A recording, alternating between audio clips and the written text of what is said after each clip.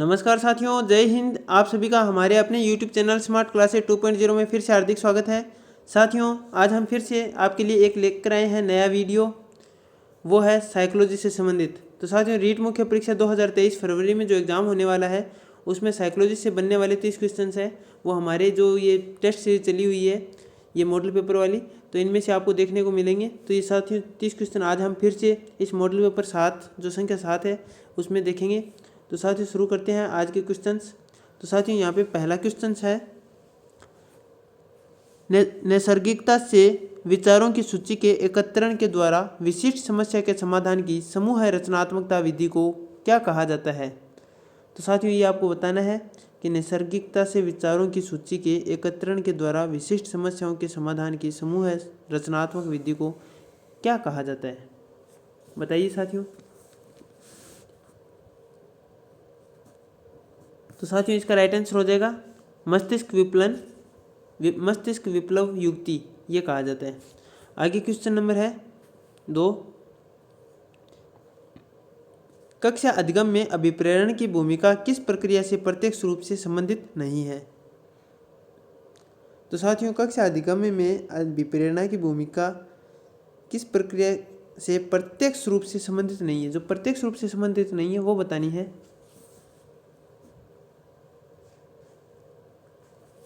तो साथियों इसका राइट आंसर क्या हो जाएगा, बताइए। तो ये हो जाएगा अंतर्व्यक्तिक समायोजन। आगे क्वेश्चन है, शिक्षा में अवधारणा मानचित्रण किसके द्वारा सुझावित किया गया। जो अवधारणा मानचित्रण है वो किसके द्वारा सुझावित किया गया शिक्षा में, ये बताना है। बताइए क्या होगा इसका राइट आंसर। तो साथियों ये जोसेफ डी नोवाक के द्वारा सुझाया गया, डी ऑप्शन है ये राइट हो जाएगा। आगे क्वेश्चन है, शिक्षण का कौन सा प्रकार शिक्षण के उद्देश्यों पर आधारित नहीं है। तो शिक्षण का प्रकार बताना है जो शिक्षण के उद्देश्यों पर आधारित नहीं है, बताइए कौन सा है। तो साथियों ये वर्णनात्मक शिक्षण है, वो शिक्षण के उद्देश्यों पर आधारित नहीं है। लेकिन बात करें शिक्षण का जो प्रकार शिक्षण के उद्देश्यों पर आधारित है वो कौन कौन से हैं, तो वो हो जाएगा संज्ञानात्मक शिक्षण, भावात्मक शिक्षण और मनोगत्यात्मक शिक्षण। ये उद्देश्यों पर आधारित है, लेकिन यहाँ पर आधारित नहीं है उद्देश्यों पर, तो हम वर्णनात्मक शिक्षण ही करेंगे। आगे क्वेश्चन है, 5वां क्वेश्चन है, शिक्षा में क्रियात्मक अनुसंधान के विकास में किसने योगदान नहीं दिया। तो बताइए साथियों, क्रियात्मक अनुसंधान के विकास में जिसने योगदान नहीं दिया उसका नाम बताना है। तो साथियों वो हो जाएगा स्टेफन एम कोवे, जिन्होंने क्रियात्मक अनुसंधान के विकास में योगदान नहीं दिया। बल्कि बात करें क्रियात्मक अनुसंधान के विकास में जिन्होंने योगदान दिया वो थे कूट Lewin, B.R. Buckingham, Stephen M कोरे। आगे क्वेश्चन है 6 नंबर, शिक्षा मनोविज्ञान में किस स्तर के मापन का न्यूनतम प्रयोग किया जाता है। तो बताइए साथियों, शिक्षा मनोविज्ञान में जो मापन का न्यूनतम प्रयोग है वो किस स्तर पर किया जाता है। तो साथियों ये जो प्रयोग है ये अनुपातिक मापनी के स्तर पर किया जाता है। आगे क्वेश्चन नंबर 7 है, राष्ट्रीय पाठ्यचर्या रूपरेखा 2005 का मुख्य दर्शन क्या है। बताइए साथियों, जो राष्ट्रीय पाठ्यचर्या रूपरेखा 2005 है उसका मुख्य दर्शन क्या होगा। तो साथियों इसका राइट आंसर हो जाएगा बिना बोझ के सीखना। आगे क्वेश्चन है 8वां क्वेश्चन है, शिक्षा का अधिकार अधिनियम 2009 के लिए कौन सा कथन सत्य नहीं है। तो साथियों RTE 2009 के तहत जो सत्य कथन नहीं है वो बताना है। तो इसका राइट आंसर हो जाएगा अध्यापक के लिए प्रति सप्ताह न्यूनतम 60 घंटों का कार्य, ये सत्य कथन नहीं है। साथियों इसमें जो अध्यापक के लिए प्रति सप्ताह का न्यूनतम घंटे कार्य बताया है वो 45 घंटे का होता है, ना कि 60 घंटे। तो ये यहाँ पे 45 घंटे हो जाएगा। फिर जो सत्य कार्य है वो कौन कौन से, ये है 6 से 14 वर्ष के प्रत्येक बालक के लिए निःशुल्क व अनिवार्य शिक्षा का होना प्रावधान बताया है, तो ये सही है। फिर विद्यालय प्रबंध समिति का प्रावधान है, ठीक है, SMC। फिर आगे प्राथमिक शिक्षा के लिए राष्ट्रीय आयोग का गठन, ये भी अनिवार्य है। और अध्यापक के लिए न्यूनतम कार्य घंटे है वो 45 घंटे। तो ये इस प्रकार से हो जाएगा, लेकिन यहाँ पर नहीं होने के अर्थ में पूछा है, जो कथन सत्य नहीं है, तो इसका राइट ऑप्शन डी ही हो जाएगा। आगे क्वेश्चन है 9वां जो क्वेश्चन है, एक व्यक्ति की दिखाई देने वाली दैहिक तथा मनोवैज्ञानिक विशेषताओं को के रूप में परिभाषित किया जाता है। साथ ही किस रूप में परिभाषित किया जाता है? जो व्यक्ति की दिखाई देने वाली दैहिक व मनोवैज्ञानिक विशेषताएं हैं, बताइए। तो साथियों वो है फिनोटाइप। एक व्यक्तित्व की दिखाई देने वाली यानी एक व्यक्ति की दिखाई देने वाली दैहिक तथा मनोवैज्ञानिक विशेषताओं को फिनोटाइप के रूप में परिभाषित किया जाता है। आगे क्वेश्चन नंबर 10 है, किस परिप्रेक्ष्य के अनुसार बाल विकास शरीर के अंदर एक विशिष्ट तथा पूर्व व्यवस्थित प्रणाली को दर्शाता है? बताइए साथियों। इसका राइट आंसर क्या होगा? इसका राइट आंसर हो जाएगा जैविक। आगे क्वेश्चन नंबर 11 की बात करते हैं, निम्न मनोवैज्ञानिकों में से कौन बाल विकास के सिद्धांतों से संबंधित नहीं है? तो साथियों जो बाल विकास के सिद्धांत से संबंधित नहीं है वो मनोवैज्ञानिक कौन सा है? तो साथियों वो है अब्राहम मेस्लो।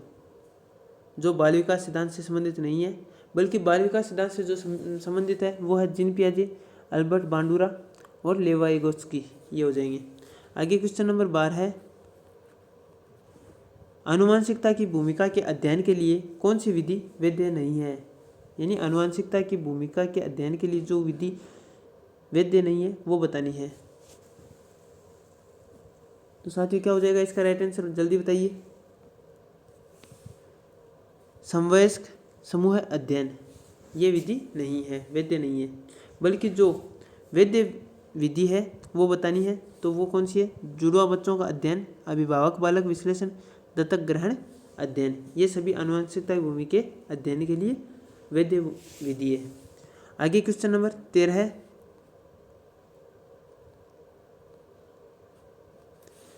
किसने व्यक्तित्व के किसी भी सिद्धांत को प्रतिपादित नहीं किया है?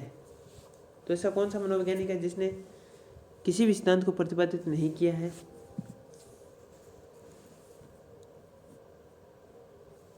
तो साथियों वो B.F. स्किनर है, जिन्होंने किसी भी सिद्धांत को प्रतिपादित नहीं किया है, B.F. स्किनर। आगे क्वेश्चन नंबर 14 है, हेनरी ए मूरे तथा क्रिस्टियाना डी मॉर्गन द्वारा कौन सा परीक्षण निर्मित किया गया? बताइए साथियों।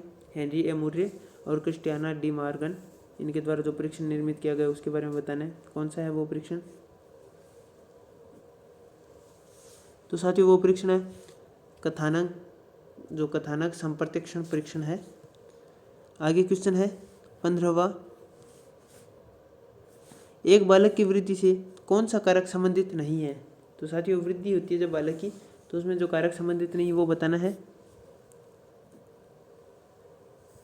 तो साथियों वो है अधिवास। जो बालक की वृद्धि का कारक नहीं है, लेकिन यहाँ पर पोषण है, स्वास्थ्य है, निद्रा, ये सभी बालक की वृद्धि में सहायक या संबंधित है। आगे क्वेश्चन नंबर 16 है, देखते हैं, विकास का कौन सा आयाम नोम चॉम्स्की के सिद्धांत से प्रभावित हुआ?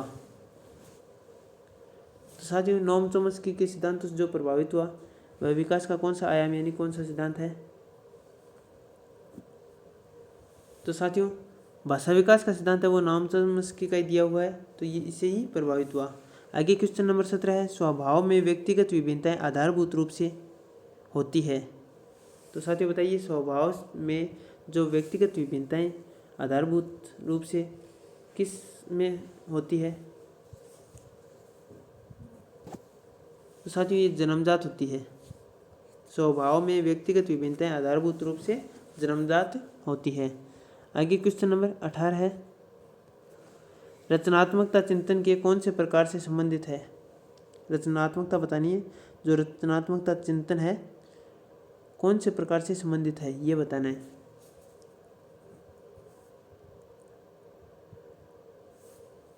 तो साथियों इसका राइट आंसर हो जाएगा अपसारी चिंतन।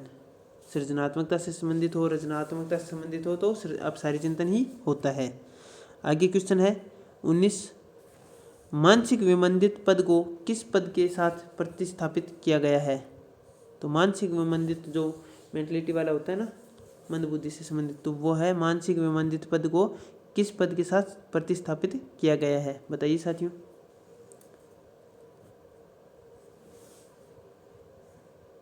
तो साथियों इसका राइट आंसर हो जाएगा बौद्धिक अयोग्यता। आगे क्वेश्चन नंबर 20 है, व्यक्तित्व की सैद्धांतिक अवधारणा के लिए निम्न में से कौन सा सत्य नहीं है? तो बताइए साथियों, व्यक्तित्व के सैद्धांतिक अवधारणा के लिए जो सत्य नहीं है वो बताना है। तो इसमें जो सत्य नहीं है वो सामान्य है, बल्कि बात करें व्यक्तित्व की सैद्धांतिक अवधारणा के लिए जो सत्य है वो है स्थिर, स्थायी, अनूठा।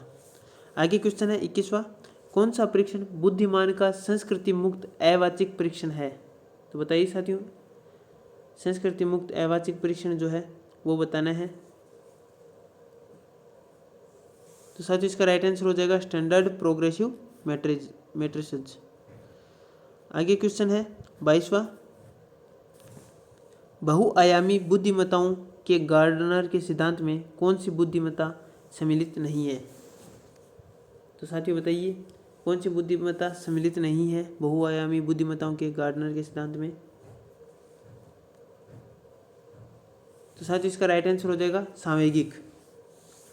जो सांवेगिक है वो बहुआयामी बुद्धिमत्ताओं के गार्डनर के सिद्धांत में बुद्धिमत्ता में शामिल नहीं है। आगे क्वेश्चन है 23 नंबर, निम्न में से कौन सा कुसमायोजन का व्यवहारात्मक लक्षण है? बताइए साथियों, कुसमायोजन का व्यवहारात्मक लक्षण कौन सा है?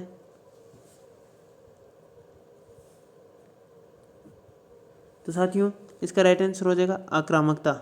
आक्रामकता है वो कुसमायोजन का व्यवहारात्मक लक्षण माना जाता है। आगे क्वेश्चन है 24 नंबर, विशेष आवश्यकताओं वाले बालकों के साथ कौन सी विधि प्रत्यक्ष रूप से संबंधित नहीं है? मतलब ये पूछा है क्वेश्चन में, विशेष आवश्यकताओं वाले बालकों के साथ कौन सी विधि प्रत्यक्ष रूप से संबंधित नहीं है, ये बताना है। बताइए क्या होगा इसका राइट आंसर? तो साथियों खेलकूद व अतिरिक्त पाठ्यक्रम गतिविधियों का विकास है वो विशेष आवश्यकताओं वाले बालकों के साथ प्रत्यक्ष रूप से संबंधित नहीं है। और बात करें हम जो प्रत्यक्षता संबंधित है वो है पाठ्यक्रम का विभिन्नीकरण, भिन्न शिक्षण विधियाँ, विशेष गतिविधियों के लिए प्रशिक्षण। आगे क्वेश्चन है 25 नंबर, पढ़ने से संबंधित अधिगम अक्षमता को क्या कहा जाता है? पढ़ने से संबंधित जो अक्षमता होती है बालकों में वो किस नाम से जानी जाती है साथियों? बताइए। तो साथियों ये डिस्लेक्सिया होती है जो पढ़ने से संबंधित अक्षमता को बोलते हैं। आगे क्वेश्चन नंबर 26 देखते हैं, न्यूनतम आधारभूत सुविधाओं से वंचित बालकों को निम्न रूप में वर्गीकृत किया जाता है। तो साथियों किन रूप में वर्गीकृत किया जाता है बताइए। तो साथियों प्रतिकूल परिस्थितिग्रस्त बालक है वो न्यूनतम आधारभूत सुविधाओं से वंचित बालकों को वर्गीकृत किया जाता है। आगे क्वेश्चन है 27वां, अधिगम में पुरस्कार व दंड की अवधारणा किसके द्वारा प्रस्तावित की गई है? पुरस्कार दंड की अवधारणा है वो किसके द्वारा प्रस्तावित की गई है अधिगम में, ये बताना है। तो साथियों यह है BF स्किनर के द्वारा ही अधिगम में पुरस्कार व दंड की अवधारणा प्रस्तावित की गई है। 27वें में सी हो जाएगा। आगे क्वेश्चन है 28 नंबर, अधिगम की अवधारणा के लिए कौन सा कथन सत्य नहीं है? तो सब बताइए साथियों, अधिगम की अवधारणा के लिए जो कथन सत्य नहीं है वो कौन सा है? अधिगम एक जन्मजात प्रक्रिया है। अधिगम एक जन्मजात प्रक्रिया है ये सत्य नहीं है, क्योंकि साथियों अधिगम है वो जन्मजात नहीं, वो अर्जित होता है, क्योंकि जन्म के पश्चात ही होता है अधिगम। और बात करें हम अधिगम से संबंधित जो सत्य कथन है वो है अधिगम व्यवहार में परिवर्तन है, अपेक्षाकृत रूप से अस्थायी अंतर परिलक्षित होता है, अधिगम अभ्यास द्वारा प्रभावित होता है। आगे क्वेश्चन नंबर 29 देखते हैं, इवान पावलोव द्वारा प्रतिपादित शास्त्रीय अनुबंधन सिद्धांत अधिगम को निम्न के द्वारा समझाता है। किसके द्वारा समझाता है साथियों? ये पावलोव का जो सिद्धांत है शास्त्रीय अनुबंधन सिद्धांत, ये किस के द्वारा समझाता है बताइए। तो 29वां जो क्वेश्चन है इसका राइट ऑप्शन क्या हो जाएगा, जल्दी बताइए। तो साथियों ये जो समझाता है ये शास्त्रीय विधि के द्वारा समझाता है पावलोव अपने शास्त्रीय अनुबंधन सिद्धांत में। आगे क्वेश्चन है 30वां, निम्न में से कौन सी बालकों के लिए अधिगम की प्रक्रिया नहीं है। तो साथियों बालकों के लिए जो अधिगम की प्रक्रिया नहीं है वो बतानी है। कौन सा ऑप्शन इसका राइट आंसर होगा। तो साथियों ये परिपक्वता है जो बालकों के लिए अधिगम की प्रक्रिया नहीं है। बात करें हम बालकों के लिए जो अधिगम की प्रक्रिया है वो कौन सी है, तर्क, कल्पना और प्रतिबिंब। ये तो है अधिगम की प्रक्रिया, लेकिन यहाँ क्वेश्चन में पूछा है अधिगम की प्रक्रिया नहीं है, तो इसका राइट आंसर परिपक्वता हो जाएगा। तो साथियों हमने ये जो साइकोलॉजी से बनने वाले 30 क्वेश्चन हैं इन सभी को 30 क्वेश्चनों को हमने देख लिया है और समझ लिया है। तो साथियों आप जो ये मुख्य परीक्षा रीट में जो 2023 में फरवरी में एग्जाम होने वाला है उससे संबंधित जो ये 30 क्वेश्चन है और ये जो हमारी जो टेस्ट सीरीज चल रही है मॉडल पेपर के अनुसार, तो इनको ज़रूर आप अध्ययन कीजिएगा ताकि इनसे जो निकलने वाले क्वेश्चन है आपको रिवीजन में वहाँ मुख्य परीक्षा में देखने को मिलेंगे। तो इनको अवॉइड ना करते हुए इनको ज़रूर देखना और ज़्यादा से ज़्यादा अपने फ्रेंड सर्कल है जितने भी जानकार हैं उनके साथ ये वीडियो है शेयर करना। और साथियों बने रहिए हमारे साथ, और आप पहली बार विजिट कर रहे हैं तो इस यूट्यूब चैनल को आप सब्सक्राइब करते हुए बेल आइकन प्रेस कीजिएगा और ज़्यादा से ज़्यादा शेयर कीजिएगा साथियों। तो मिलते हैं इसी प्रकार एक नए वीडियो के साथ। जय हिंद, जय भारत।